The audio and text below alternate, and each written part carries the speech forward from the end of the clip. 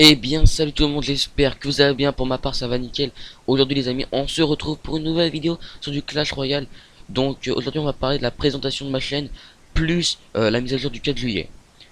Alors pour la présentation de ma chaîne, je vais d'ailleurs vous présenter des decks, vous parler des mises à jour et des informations qui vont arriver et qui n'ont pas encore été annoncées sur le jeu Clash Royale, mais qui ont été annoncées sur les sites officiels, parce que je sais que beaucoup de personnes les suivent pas. Bref, maintenant on va parler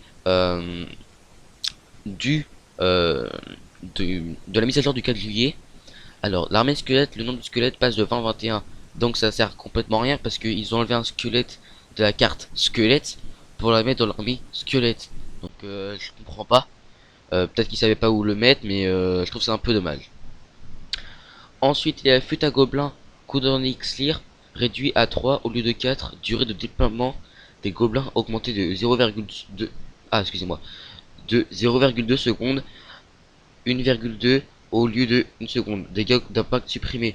Donc le fait à gobelin il va prendre plus de temps à être déployé, donc ça va être mieux pour mettre les flèches à temps. Et les dégâts sont supprimés d'impact. Donc ça, après c'est pas très grave.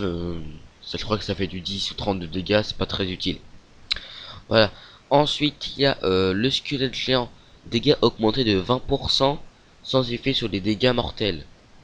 Donc le squelette géant, je sais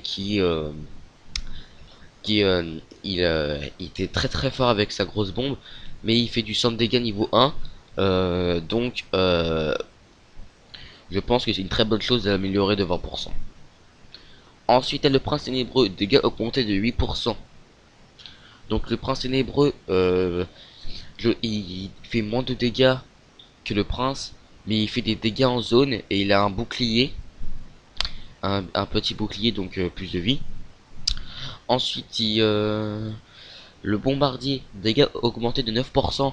Donc moi j'en ai marre du bombardier. Ils font que de l'améliorer alors qu'il est très puissant. À chaque fois il nous casse tous nos petits gobelins en 2 minutes. Euh, Déjà je crois que niveau 7 il fait déjà du 191 de dégâts. Je l'avais déjà regardé. Voilà. Ensuite il y a le sorcier, vitesse d'attaque accélérée à 1,6.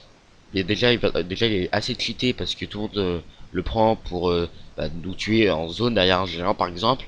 Donc là ça va être très joué. Donc ça peut être pas mal à jouer aussi. Ensuite la tour de l'enfer, point de vie augmenté de 6%. Donc pour ceux qui la connaissent pas, la tour de l'enfer ça c'est une tour qui reste sur une cible. Et puis plus qu'elle reste entière sur une cible, plus que les gars augmentent. Donc ça passe de 21 par exemple à 1000.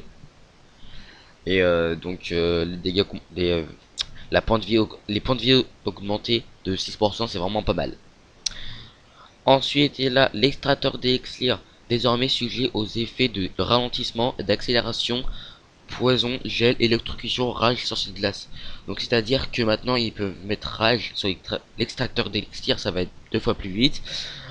Gel, bah ça va arrêter pour tempérament. Poison, ça va lui mettre des dégâts. Voilà. Ensuite à la pierre tombale, point de vie augmenté de 9%. Déjà on sait que la pierre tombale elle a pas beaucoup de vie de base et qui fait un squelette par un squelette. Moi j'aurais préféré qu'ils mettent qu'ils font 5 squelettes par exemple par 5 squelettes. Ça aurait été beaucoup plus amélioré qu'un squelette. Ensuite il y a la tour à bombe, poids de vie augmenté de 6%. Donc la tour à bombe est très puissante hein, pour tuer, éliminer toutes les petites cibles comme les petits gobelins, etc. Donc voilà. Sur ce, j'espère que cette vidéo vous aura plu. Lâchez un gros pouce bleu, abonnez-vous, commentez, partagez. Et on se dit à la prochaine pour une nouvelle vidéo. Bye bye.